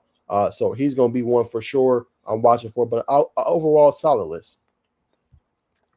Leave it at that. I agree. Top 10. What we're waiting on, man. We get to talk a little Georgia Tech basketball for the Yellow Jackets fans that's in the cut, man. We're gonna talk about Cam Craft. I seen this list. I peeked at it prematurely to the show start. I'm like, all right, brother. I check off the box for you, brother. Gold star. But Andy Katz, top 10 3-point shooters. Tyler from Belmont, Solo Ball, Josh Hubbard, Mississippi State, Abdi Bashir from Kansas State, OB, you know what I'm saying, and so on and so forth. Isaac McKinley from Louisville, and Cam Craft at 10. Not real familiar about this list, but after seeing Cam Craft drop 40 last year, I'm gonna say he needs to be high just off the 40 ball, man. But what's your thoughts on this list? The crazy part about this stat, for him is, he obviously, for Craft, he's the third highest shooter on this list, right? He shot it at 43.1%. Two other guys on this list shot it higher. So he shot the highest 3-point percent in this game. So he's definitely a player that needs to be higher on this list, to your point. And it was a problem last year for, obviously Georgia Tech. They had those lows, Bacon, if I'm being 100% honest with you. They needed a bucket. So you got a guy that's basically a bucket getter. He can spot up, he can shoot off the dribble, and really he's a microwave, Bacon. So to have a top 10 shooter and have a guy you can get the ball to in space and he can do his thing, it says a lot. So I actually did an article on him as well. I think it's about to drop here in a little bit, about 45 minutes. But just him being listed on this list says a lot. And for Georgia Tech to be able to go in the portal and go get this says a lot. You know what I'm saying? So he's a guy. Solo ball is going to really help out that UConn team. Remember, they got Silas Demiri as well. They're going to have, obviously, a Caravan as well. When you have lethal shooters on the outside, when they're getting that pressure and they're trying to lock in on Demiri and things like that, that helps you if you're UConn. So he's a player I think should be rated higher as well. And then I would go with Josh Hubbard of Mississippi State. Now, Tech plays Mississippi State this year. Again, not a team that everybody thinks is going to do well, but when you have another lethal shooter in a Hubbard that doesn't take much to get him going, that definitely helps you. So those are the three I would talk about. And then Isaac McNeely, you pair him with a Mikael Brown. Think about Michael Bacon being able to create offense for you. ISO, then you got a player you can get the ball out to in McNeely that can knock down big-time shots. So really good list. And for those that ain't following ball, like I said, the main ones to watch, Finkelstein, you wanted to go NCAA March Madness with Andy Katz, Fielder 68, any of them 3 or 4, and obviously Joe Tipton, they're going to get you right for hoops, man. So definitely follow them throughout the year. I will be. They're going to have all kinds of stuff. They're experts with this stuff. And obviously with the ever-changing landscape of college basketball, they're going to have you ready to go and knowledgeable. So I thought it was a good list. It shows the job that Stoudemire did in the portal. Absolutely. Pair that with Kwesi Reeves. I mean, it's gonna. I think, like I said, man, that this Georgia Tech group is gonna be hell to deal with come this season, man. And that Mississippi State matchup, like you mentioned, is gonna be must see TV. Real quick, Bacon, we're about to move on, but I want to break down this real quick as we move on. I just want to get your thoughts real quick on Georgia Tech's basketball schedule. They had a game that got moved from December 29th to the 28th on Sunday, doubleheader with the boys and the girls. Girls is first, boys is second. But I want to pull up their basketball schedule. Just your early thoughts. I think, to me, Bacon, that the ACC is going to be a lot better this year. But I want to get your honest thoughts real quick when we look at this schedule. And there's not a lot of quad one wins in there for Tech. So this is a team that going into AC play at the end of the year, Bacon, they should have a really good record in my opinion. But what's your reaction to this schedule? I only see 2 maybe quality wins if they win on this schedule. But what is your thoughts? I was hoping. Well, let's start with Georgia. I think Georgia's a sleeper team. You know what I mean? They're playing SEC basketball. They got what's the name's little brother playing for the Hawks right now? Asa Newell's little brother. You know what I mean? They got obviously Jeremiah Wilkerson. You know what I mean? It's gonna be a big piece of that team. I'm not saying we may look back on that Georgia win, but like, okay, I think Georgia's gonna be tough this year. I'm not saying that they're like a top 20 team, but they may be on the cusp of being a top 30 team when it's all said and done. We look at Duke. People call me crazy for this. I think any game in the ACC, Georgia Tech can come in and win on any given night, and I think that's what's gonna keep them in the hunt. I expect Georgia Tech to have a stellar record this year, but Duke is winnable. Miami, I think that's a slept-on win, but to your point, there's not a lot of quad one wins. North Carolina may be a big game. That's gonna be that game in Louisville are must wins for Georgia Tech. But yeah, I agree with you, but there's not a lot of quad one wins. There's like some potential top 25 teams. Mississippi State, that's gonna be a big win for them. But those 3 to 4 games, yeah. Yeah, I'm with you, Big, and that's why I want to get your point. I wrote about a little bit. There's not a lot, right? Georgia and Mississippi State is the only 2 non-conference that I think are quality wins for you if you're Georgia Tech. Not all of it is your fault. Obviously, they dealt with some things, as far as they went to play overseas. They have a couple overseas players. There was going to be some problems with them getting back into the country, so they was like, no, we don't want to do that. So obviously that was an aspect for them that played a factor. They had to, some games got canceled, Bacon. So they had to think about that aspect of it as well. So not all of this is Coach Stoudemire's fault. Some of it was just inopportune things that happened to him, and they had to figure out. But to your point, at Duke, I don't know, man. Playing at Duke is going to be hard. But if you want to go get a quad one win, they're likely going to be ranked, right? So that's an easy quad one win for you if you're Georgia Tech, because I think you can be top 30 and you can get a quad one win on the road. Right, I think so. If you're at home, it has to be top 25. I think top 30 or top 40, if I'm not mistaken. I go look at the definition. Gives you obviously that quad one win. In my humble opinion. But yeah, that one I think Syracuse is interesting. Bacon. I think they'll be an improved team. I don't know how improved, but they will be an improved team this year. So they're going to be one to watch out for as well. The Miami game I got circled too. Shelton Henderson's been talked about a lot. We'll see if they're an improved team. Bacon 7-24 last year, but they should be a lot better. But the game you skipped over, Bacon. And everybody's talking about in the ACC is NC State. That's the game, Bacon. I know they ain't ranked, but this team is expected to be special this year in the ACC with Will Wade as their head coach and all the pieces they got out of the portal. NC State is expected to be special. That's going to be another big-time game Saturday, January 17th. A must-have-it game for Georgia Tech, I would agree with as well in ACC play. Clemson, we'll see what happens. No Ian Shefflin. He's pledged to play football this year. Haven't really seen him on the field that much, but we'll see how their teams look. Remember, they got Sack Foster out of this 2025 cycle. Bacon, I don't know if you remember from Woodward Academy. So we'll see how good they can be. But Clemson's another team. You obviously brought out North Carolina. 100% agree with you. They're going to be a team that you got to obviously account for. And my last one is Virginia. Virginia is expected to be a lot better this year too, Bacon. So that could be another quality win at home for the Yellow Jackets. So in my opinion, out of these games, Bacon, they got to win probably about 6 or 7 of these games against some of these top ACC opponents. ACC was in the gutter last year. I don't think that would be the case. I think these teams are going to be a lot better. I think you're going to have the Dukes, the Syracuses. I think you have NC States, the Louisvilles, the North Carolinas, throw in Tech in there. And I think Clemson are going to be some pretty good teams this year for them. I think the depth this year of the ACC is a lot better than we probably thought going into, obviously, this year, Bacon.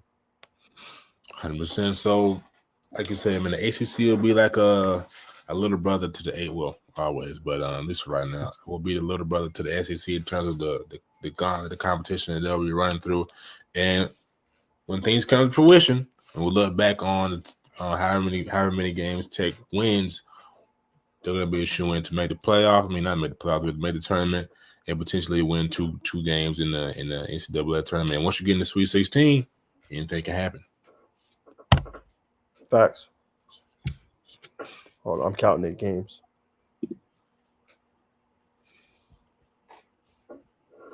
Then they got 18 games at ACC play.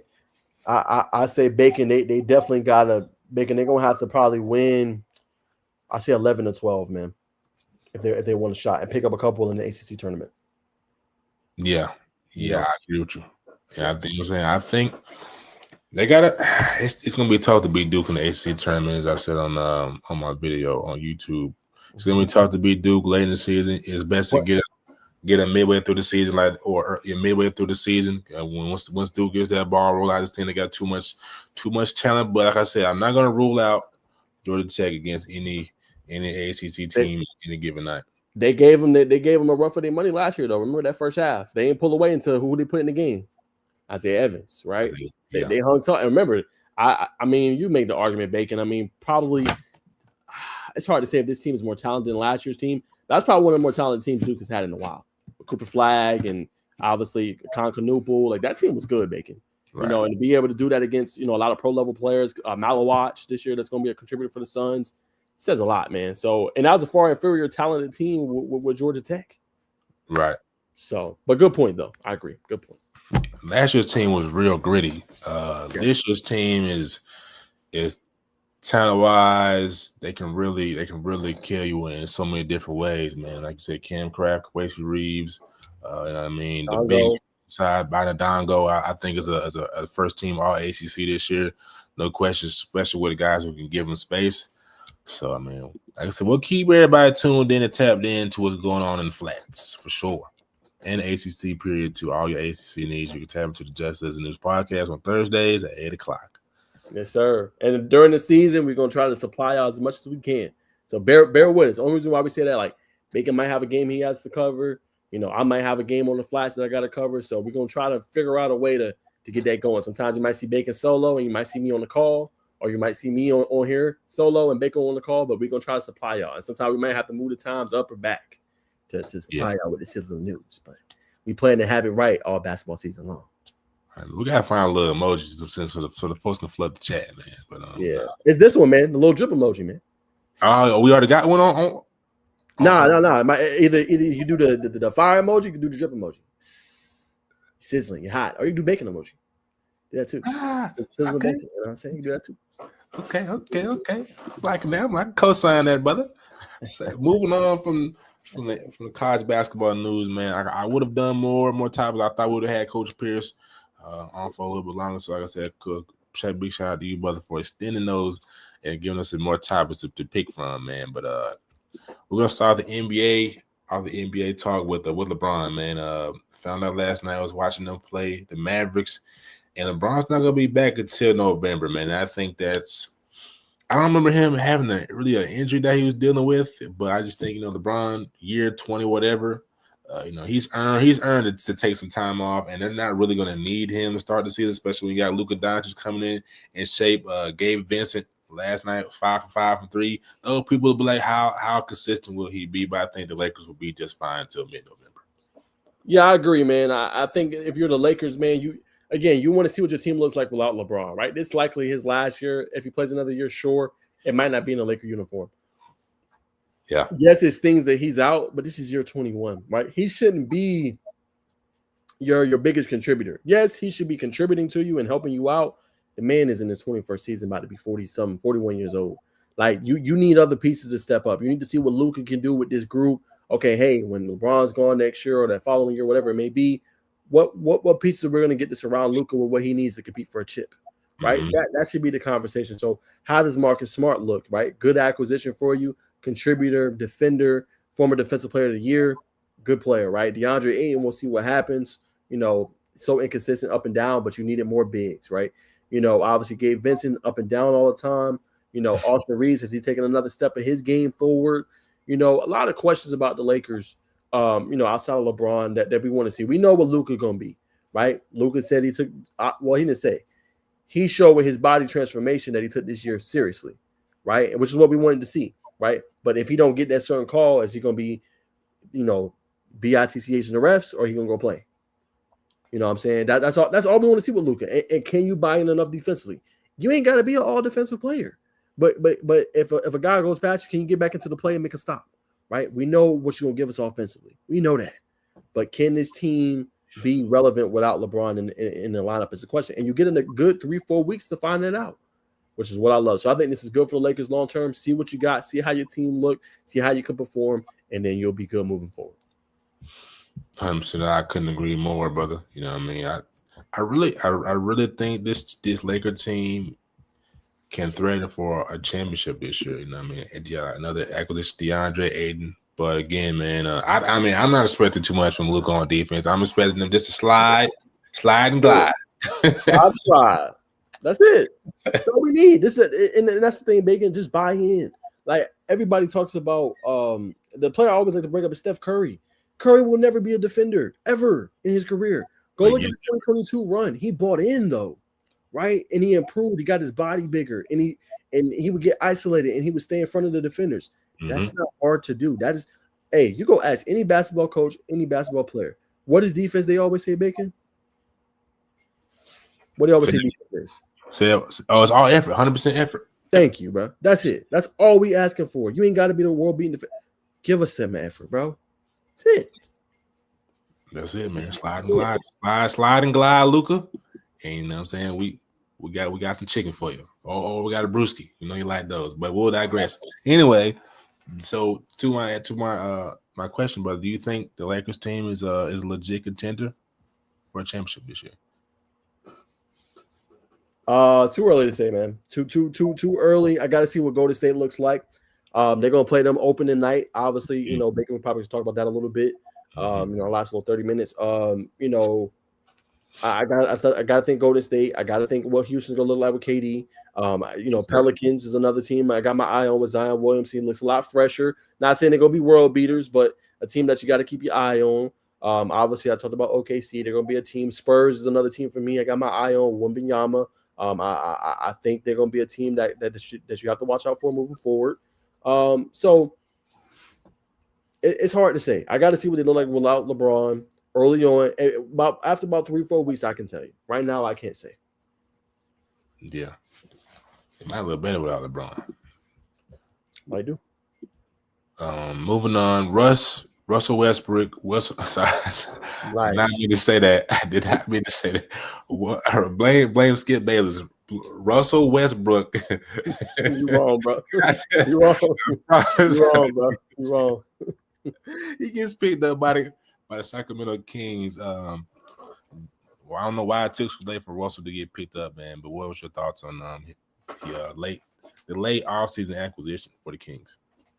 Yeah, it's interesting. I should have played that clip from Ennis Freedom, formerly Ennis Cantor. He talked about how LeBron, he feels like ruined his career in terms of, when he played for him or played with him, I should say, in terms of just, how it being all about LeBron and him not conforming, or not even conforming, but him not being able to play in that system alongside him kind of damaged how he's perceived. That's I'm paraphrasing, but that's the kind of the summary of what he said. And he's a Hall of Famer, right? That's just what it is. And I feel like whether he's starting or not, he's a guy that gives you energy, Bacon. He's a guy that's going to play the game the right way.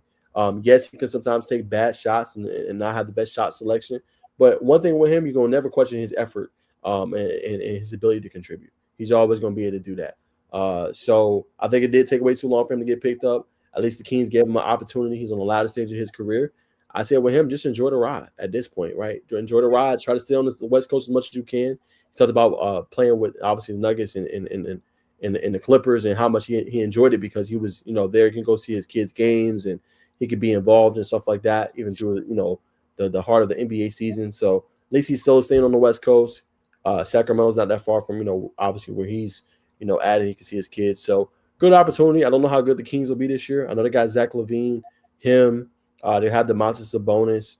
They got a couple pieces, and then they just re-signed Keegan Murray to a long extension. I don't know if you've seen that, Bacon, $140 million, I think, 5 years. So they got pieces around. I just don't know what that translates to winning. But good to see him have an opportunity. Yeah, 100%. The Kings, you never know with the Kings. Like you look at their team on paper, you know what I mean? DeMar DeRozan. You said they still got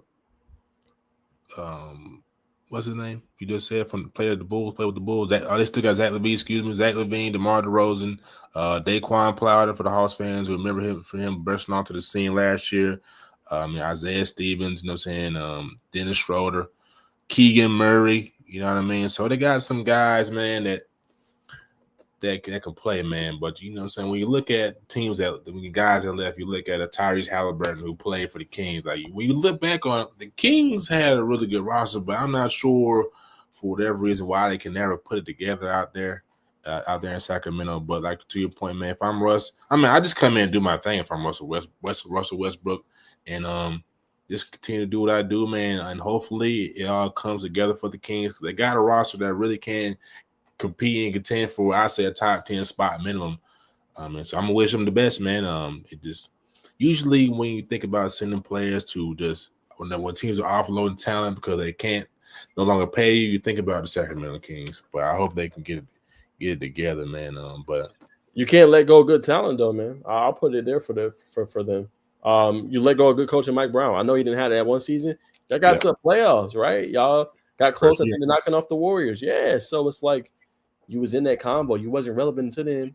If you got something good, man, stick it out.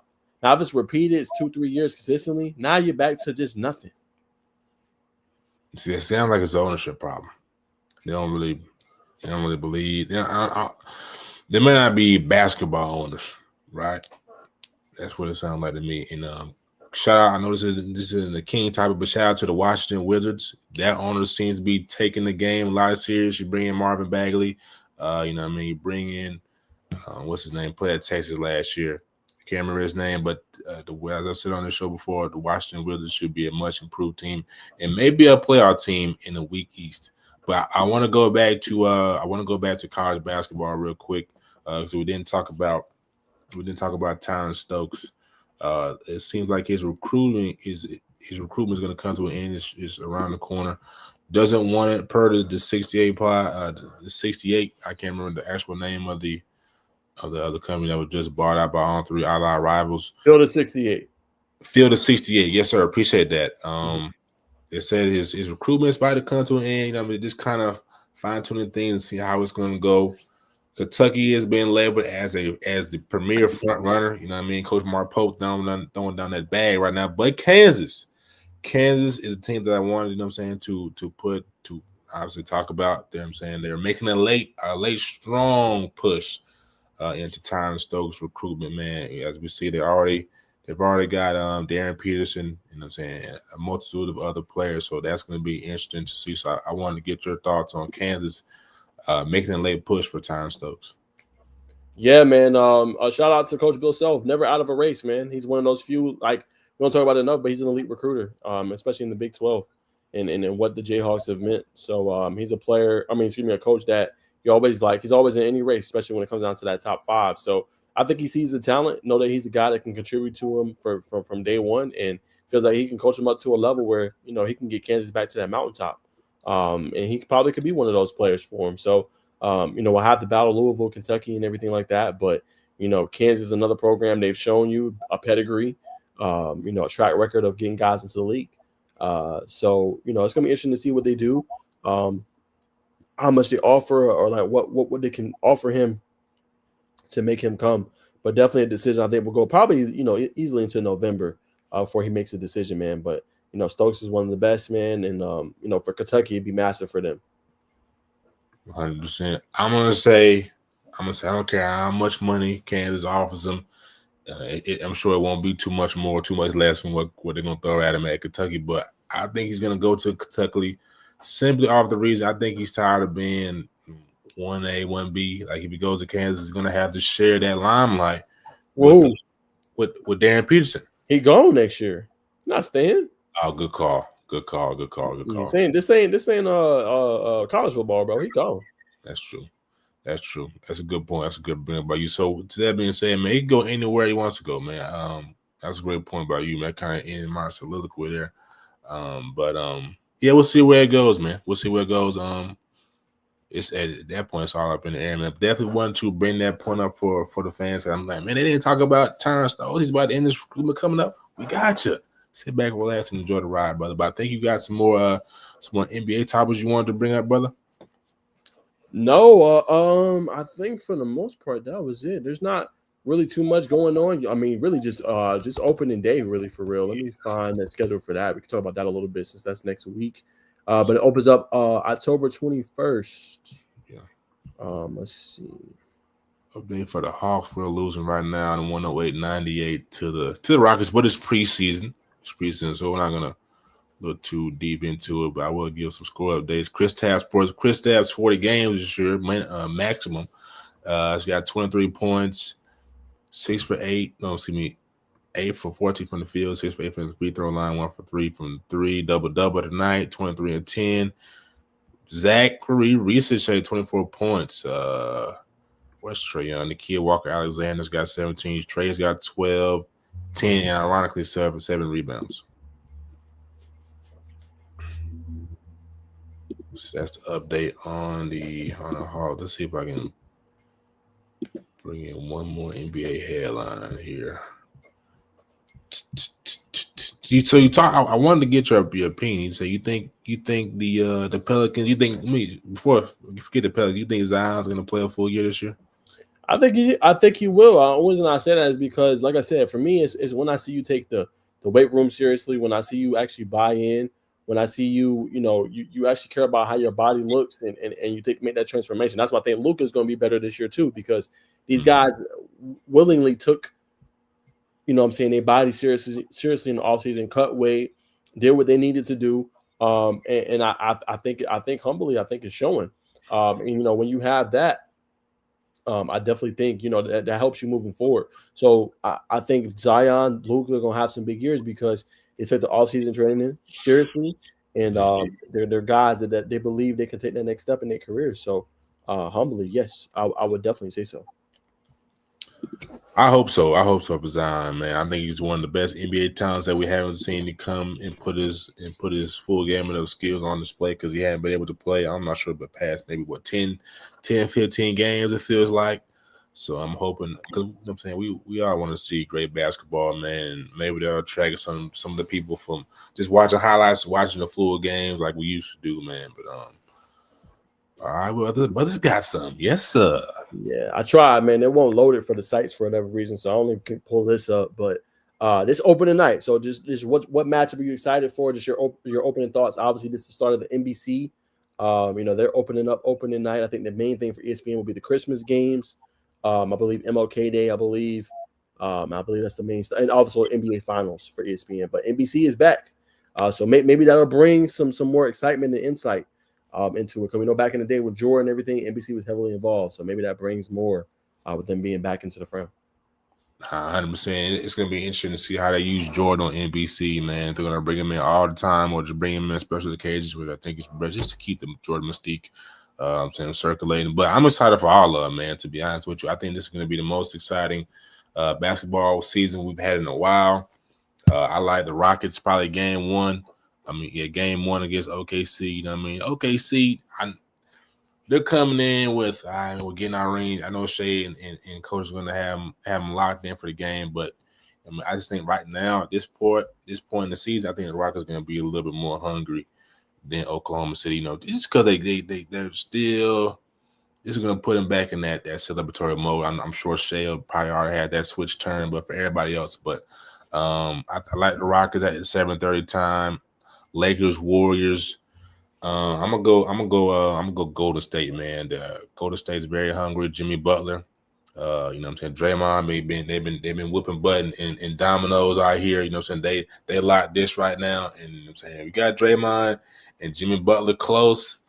Watch out for the Warriors. So I like the Rockets and the Warriors, but again, man, I'm excited for everything, man. And the Trailblazers are a playoff team. No way in hell. No way in hell. I'm trying to tell you, brother, but ladies and gentlemen, you know what I'm saying? We squeezed all the juice out of this fruit. Man, hope y'all enjoyed this show, man. We had on Coach Pierce, man. Go watch that pre-recorded, you know what I'm saying, after this live goes off, and definitely let us know what y'all think in the comments. So do 5 things for us when you get to the YouTube handle: like, comment, share, subscribe, and hit that bell notification so you can be alerted for all the posts on Najeh and Bacon Network, man. We want to continue to force feed y'all, not force feed, we're going to continue to super serve y'all and give y'all some good information, man. All right, we got a comment. I American, great show, man. Really appreciate you tuning in. Really appreciate you giving your feedback. That's all I got. I'm a pocket pass to my guy Najeh, man, for any last remarks.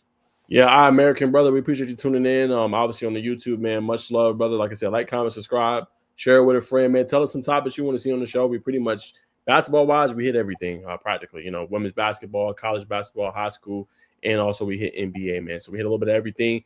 Any topics you want to see on the show, let us know how we can make it better, how we can make it more entertaining. Let us know, man. We're trying to grow this thing. We know it's obviously a process, but we're starting to feel like that process is starting to churn a little bit, getting obviously some good guests on the show. So whatever you want to see going forward, brother, please let us know. We appreciate all your support, man. We'll be back again next week, Thursday at 8 p.m. Coming up the rest of the week, I know Bacon, you'll be at Northgate Noonan. Thanks to you. Northgate Langston Hughes. And obviously you'll be at I think Saturday usually has something going, but we'll be back for our college football recap show Saturday night for about an hour, man, just to talk about everything that happened in college football, and then back on Monday for our football podcast. American, look, man, we definitely been trying. I've reached out a couple times. Bacon's reached out. Great kid. We trying to get him on there. So you know what? I'm glad you brought that up. We're gonna bring him on. We're gonna try to. So stay tuned, man. We're gonna see. Both of us gonna try our best and see what we can get from him, and see if we can get him on. But I got you. That's who you want to see. We're gonna try to make it happen for you, brother, and get him on the show. Absolutely, brother. So that's it, man. Appreciate everybody who's tuned in. We got the 147. I think that's maybe the highest for basketball, man. So as Najeh said, we're trending upward. We continue to feed this baby. You know what I'm saying? As it grows old, man. So appreciate everybody tuning in, man. Enjoy the rest of y'all week. You know what I'm saying? If you're going out to football tomorrow, be safe. You know what I'm saying? Love your family. And until next time, it's just as the news, man.